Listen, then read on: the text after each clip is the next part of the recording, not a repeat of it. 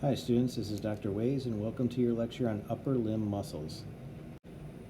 In this lecture we're going to go over all of those muscles that we kind of glossed over or skipped over for the shoulder, pectoral region, arm, forearm, and hand, and talk about their origin, insertion, action, and innervation.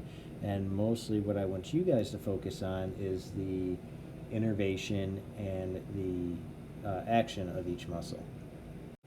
So we'll start with the pectoralis major, and I put it in here with the shoulder muscle, even though it's technically not a shoulder muscle, just because it is, well, I should really name it, I'll just be honest. Again, it's attached to your clavicle, it's attached to your sternum, and then the insertion point is on your humerus, so its action then is going to be flexion of the arm, and that's going to come from this portion right here that's attached to the clavicle. And then here where it's attached to the ribs and the sternum, it's going to be involved in adduction of the arm as well as medial rotation, because if you look at the insertion point, it's past midline on the arm, so when it pulls it's going to rotate the arm medially. As we'll see in the next slide, the innervation is the lateral pectoral nerve and the medial pectoral nerve. The lateral being located more superiorly and the medial being located more inferiorly. All right, underneath the pectoralis major, we have the pectoralis minor right here, attached to the coracoid process as well as ribs 2, 3, 4, and 5. So when it pulls, it's going to pull in this direction and pull your scapula downward. So its action is going to be depression of the scapula, so pulling it down, and the innervation from the medial pectoral nerve right here. So if you can't picture the depression of the scapula with the pectoralis minor, think of shrugging your shoulders forward. So that's kind of the action of the pectoralis minor, shrugging your shoulders forward. But the other action it can take is it can pull on the ribs and aid in a more forceful inspiration. So it's an accessory muscle for inspiration as well. The next muscle is our serratus anterior, which is attached to each one of the ribs 1 through 8 in a serrated appearance, kind of like a knife. And then its insertion point is over here on the medial border of the scapula.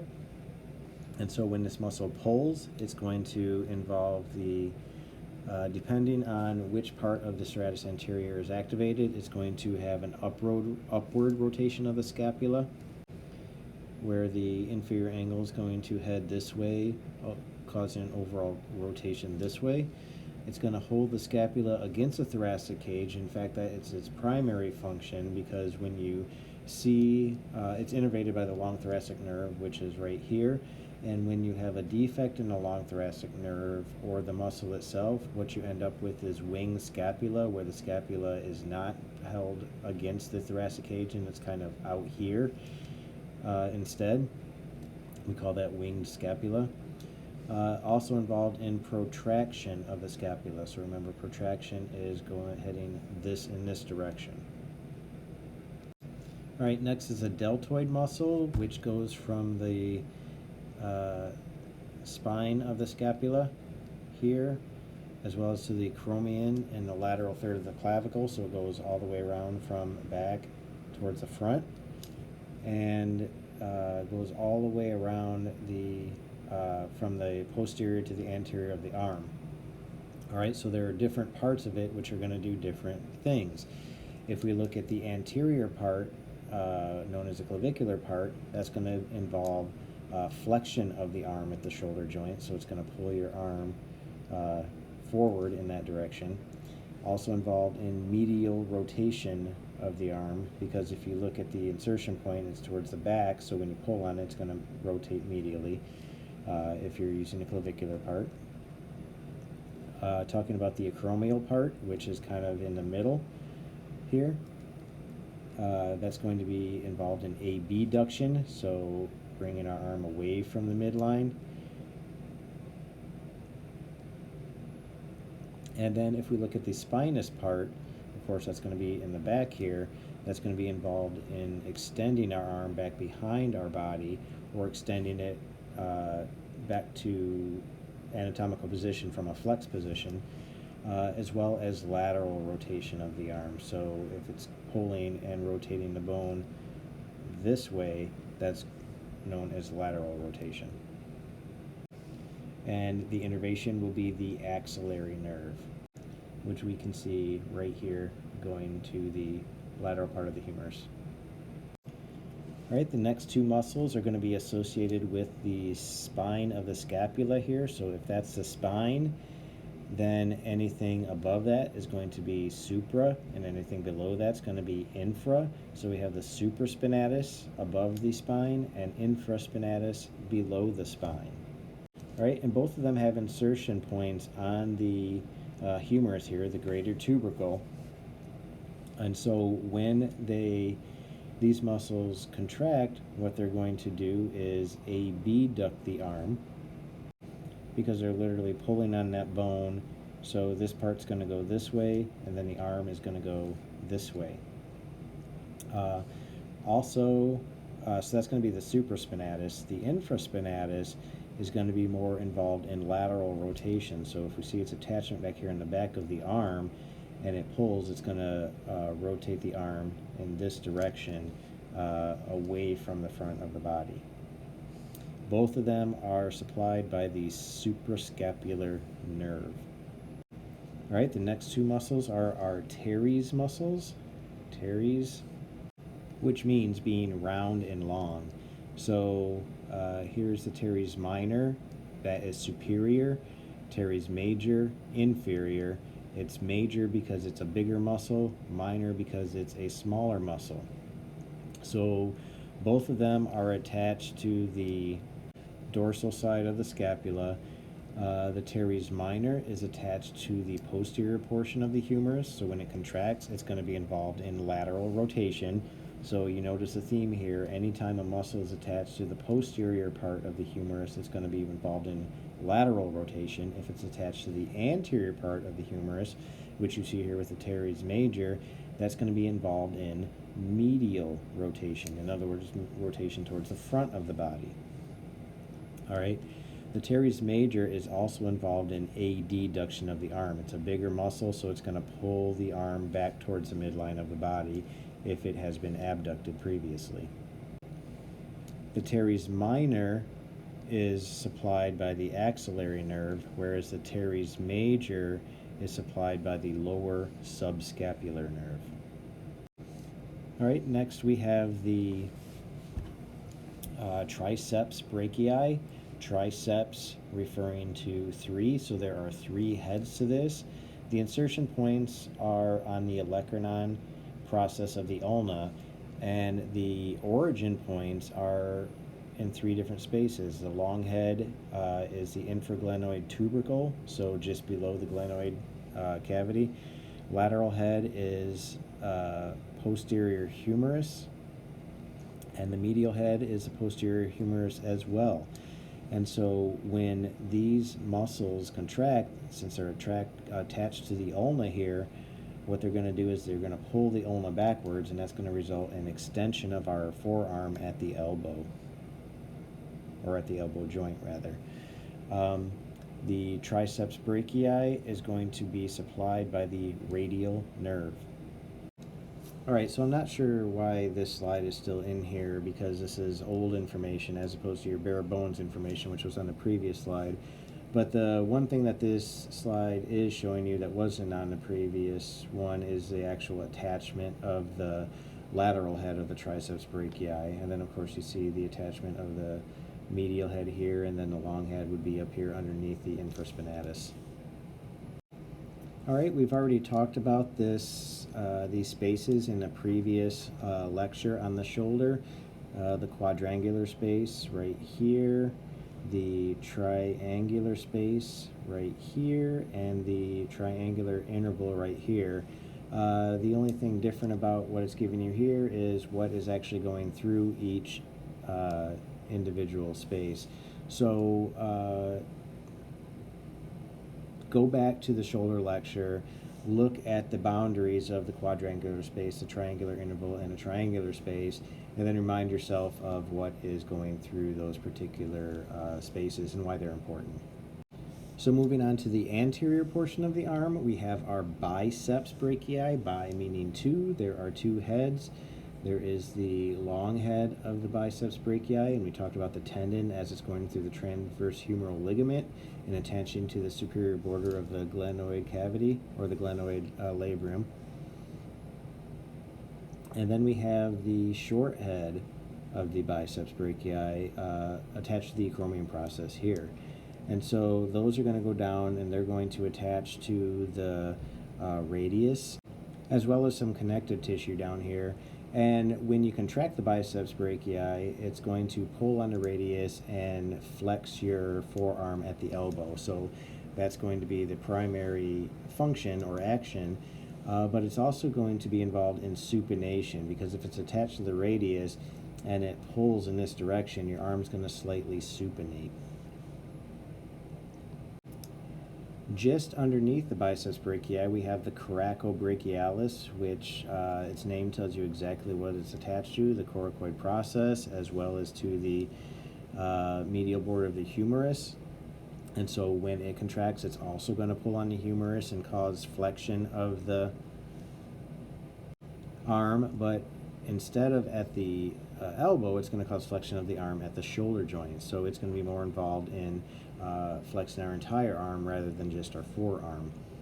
And then the brachialis muscle, which is directly underneath the biceps brachii, and notice that it's attached to the humerus as well as to the ulna down here. So it's attached to the ulna, and when it contracts, it's going to do the same thing. It's going to flex our forearm at the elbow joint, but it's not going to cause supination. So this is a strict flexor muscle. All of these muscles in the anterior compartment of the arm are supplied by the musculocutaneous nerve. So now we'll move to the forearm, and specifically we'll talk about the anterior compartment superficial muscles, beginning with the pronator teres, which is this muscle right here. It's cut so that you can see the arteries underneath within the cubital fossa, or the structures within the cubital fossa underneath. Notice that it is attached to the medial epicondyle of the humerus, and then attached to the lateral radius, and it goes at an oblique angle. So when it contracts, it's going to be responsible for pronating the forearm. Next to that, moving medially, we have the flexor carpi radialis. All right, notice that's attached to the humerus, as well as, follow it down, to the base of the second and third metacarpals on the anterior surface, which would again be your palmar surface. So remember, all of the most of the muscles in the forearm are going to be flexor muscles, and so it's going to be involved in flexing our hand at the wrist joint, as well as abduction of the hand at the wrist joint. So you notice it's kind of at an oblique angle relative to where its point of insertion is, so flexion as well as abduction of the hand. Both of these muscles, the pronator teres and flexor carpi radialis, are supplied by the median nerve. All right, continuing superficially, moving our way medially, we have the palmaris longus, so that would be this muscle right here. And notice that it goes to the palmar aponeurosis, which goes to digits 2 through 5. And so when you pull on this, it's going to pull on the fingers and result in weak flexion of the hand at the wrist joint. So it's not going to be as strong as what we saw with the flexor carpi radialis. And then we have the flexor carpi ulnaris, which is all the way here on the medial side. Notice it's going down to digit 5, as well as to the pisiform and hamate bones of the carpals. And so it is going to be, if you look at its attachment, going to be pulling on the hand, therefore it's going to flex the hand at the wrist joint. And since it's on the other side from where the flexor carpi radialis is, it's going to be involved in a deduction of the hand at the wrist joint. So the flexor carpi radialis and the flexor carpi ulnaris are going to both be involved in flexion, but one is going to be abduction because of where it's connected or inserted, and the other is going to be a deduction because of where it's inserted. All right, the palmaris longus is supplied by the median nerve, whereas the flexor carpi ulnaris is supplied by the ulnar nerve. So that kind of makes sense, the ulnaris with the ulnar nerve. All right, the intermediate layer of the anterior compartment of the forearm is the flexor digitorum superficialis. All right, its origin is fairly complex, multiple spots. Again, we're not as concerned about knowing where the origins and insertions are, but I point them out just to highlight the function. The insertions are going to be all the way out here to the middle phalange of each digit. And so notice it's underneath the flexor retinaculum, so when this muscle pulls on the finger, on the digits, what it's going to do is cause flexion, right? And specifically flexion of the middle phalanx onto the proximal phalanx. So the joints that would be bent then here are the PIP joints. So imagine yourself knocking on a door. Those are the joints that are going to be flexed in digits 2 through 5, supplied by the median nerve. All right, now to the deep compartment of the anterior forearm, we have the flexor pollicis longus, and so that is this muscle right here, and pollicis means it's going to the thumb, so notice it going underneath the flexor retinaculum and out here to the distal phalanx of the thumb, and it's going to be involved in flexion of the distal phalanx at the interphalangeal joint right here. Flexor digitorum profundus, large muscle going through the flexor retinaculum. Flexor meaning flex, digitorum usually can bank on that going out to the digits, and then profundus meaning deep. So that is going to be involved in flexing the distal phalanx onto the middle phalanx. So it's going out here to the distal phalanx, and it's involved in flexion of this joint, the DIP joints. And then we have the pronator quadratus, and you notice that that is a very odd muscle because its fibers are moving in a transverse direction compared to where the rest of the forearm muscles are going. So it's going to be at one end attached to the ulna, the other end attached to the radius, and of course if you pull on it, the ulna doesn't go anywhere, and the radius is going to pronate the hand. So pronate the forearm. So pronation of the forearm at the radial ulnar joint. So another pronator. As far as the innervations go, all of them are supplied by the anterior interosseous nerve, AIN, except for the flexor digitorum profundus. The medial half is supplied by the ulnar nerve. So here would be our medial half, and here would be our lateral half. Posterior forearm, superficial. Posterior compartment of the forearm, superficially, we have the brachioradialis. The name makes sense. It goes from the arm, specifically the humerus, all the way down to the radius, and its function is going to be flexion of the forearm at the elbow joint. So even though it begins in the posterior compartment, it wraps around to the anterior of the forearm and pulls on the distal end of the radius, so that results in flexion. And of course, being where it is, it's supplied by the radial nerve.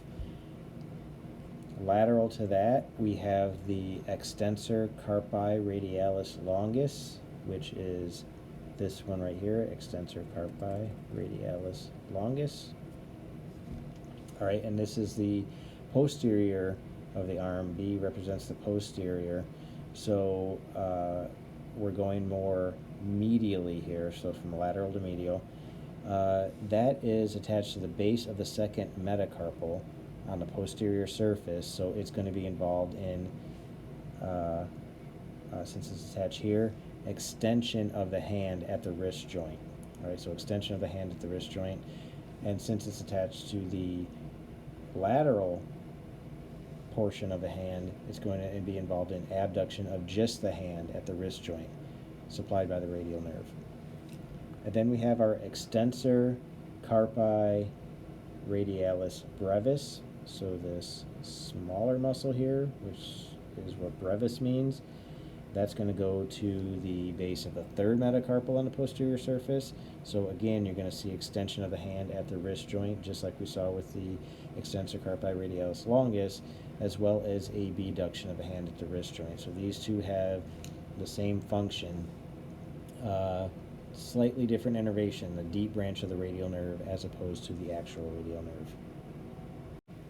Still looking at the superficial muscles, moving medially, we have the extensor digitorum right here. So again, extending the hand at the digits. So it's going to go to digits 2 through 5, and it's going to extend those digits at the MCP joint as well as the interphalangeal joints. All right.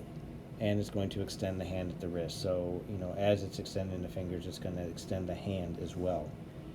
That's supplied by the posterior interosseous nerve. Next, we have the extensor digiti minimi.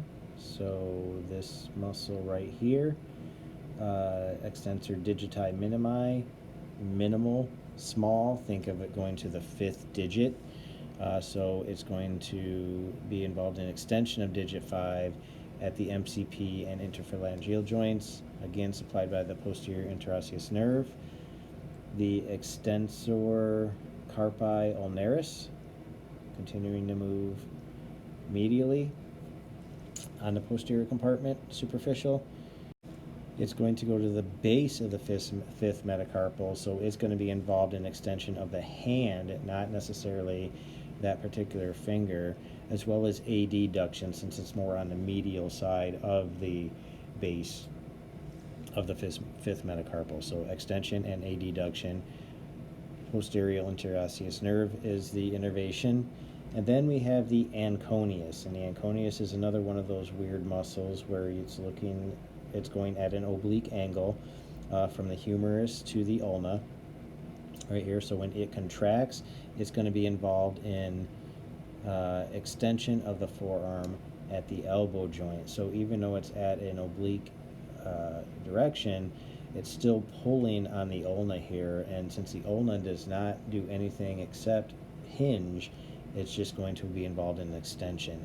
And that one is going to be supplied by the radial nerve, given its orientation over here, the origin on the lateral side. All right, posterior forearm deep, we have the supinator. All right, so notice the supinator right here starts posteriorly, wraps around anteriorly onto the radius. So when it contracts, it's going to pull the radius and back into a supinated position.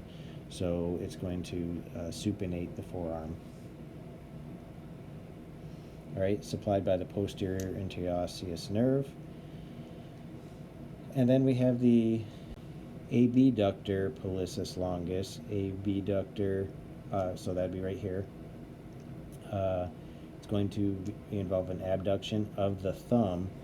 So going from here on the proximal surface of the ulna and the radius, and going to go out to the thumb, so it's going to be involved in taking the thumb away from the midline. Posterior interosseous nerve is the innervation. The extensor pollicis brevis, notice that that is just medial to the extensor pollicis brevis. Again, going to the thumb, that's going to be involved in extension of the thumb at the MCP joint. All right, so extension of the thumb right here. And remember, when we talk about extension of the thumb, we're not talking about taking it away from the midline of the body. We're talking about bringing it from the palm back to its outstretched position. That would be extension of the thumb. Posterior interosseous nerve is the innervation. Extensor pollicis longus, that would be this muscle right here. Again, it's going to the thumb, so it is going to be the base of the distal phalanx, so it's going to be involved in extension of the distal phalanx of the thumb at the interphalangeal joint. So at this joint right here, specifically, it's going to flex. So when you're playing that thumb wars and you're pressing down on a thumb, that's the joint you're actually moving. And then we have our extensor indicis. So right here, extensor indicis, it's going to our what? Index finger. Notice it's going to the base of the proximal phalanx, and it's going to be involved in extension of digit 2 specifically, so our index finger at the MCP and interphalangeal joint. Supplied by the posterior interosseous nerve, and it's going to extend at the interphalangeal joints as well, because remember that's part of that extensor hood. All right, the hand muscles I'm just going to go through very briefly. Make sure you look at these on your own to get a feel for how they work. So I'll point out some obvious things. The thenar muscles, of course, the thenar would be associated with the thumb. Hypothenar would be associated with the opposite side of the thumb. All right, and again, pay attention to what is over here and associate that to what is over here in gray. So all the gray ones are ones that you should be familiar with. All right, specifically these muscles are going to be associated with the hypothenar region, as well as this page. And then small muscles of our hand, we have the dorsal interossei, so on the dorsal surface of the hand, the ones between the bones, dorsal interossei, that's what that means. And then we have the lumbricals on the palmar side, so notice the lumbricals are between the digits as well, and they're going to be on the palmar side, and you know that because you see the flexor retinaculum right here. So you also have palmar interossei muscles as well.